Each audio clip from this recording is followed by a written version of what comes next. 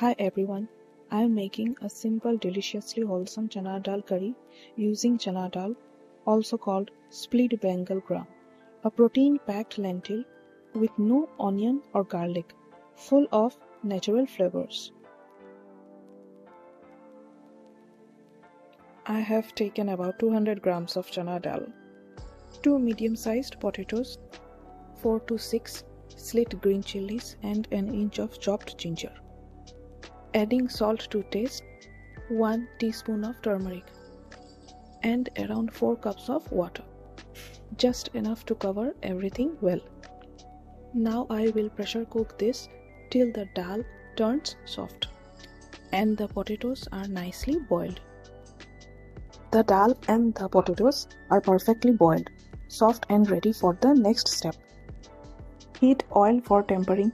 Add all the whole spices first, then cumin seeds to bring out rich earthy aroma. Add 1 cup of tomato paste and a pinch of asafoetida. Cook till it thickens slightly and the oil begins to separate. Add cumin powder and coriander powder. Cook for a minute so that the spices blend well with the tomato base. Add the chopped boiled potatoes and mash them lightly. This gives the curry a rich, creamy texture.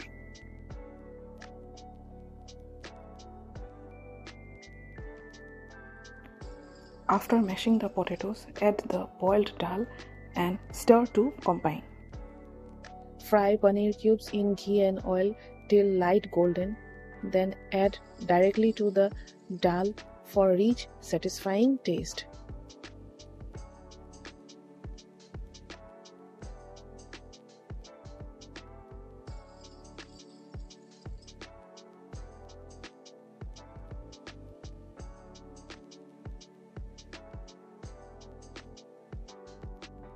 Finally, add salt to taste and a spoonful of ghee for that rich aroma and smooth finish.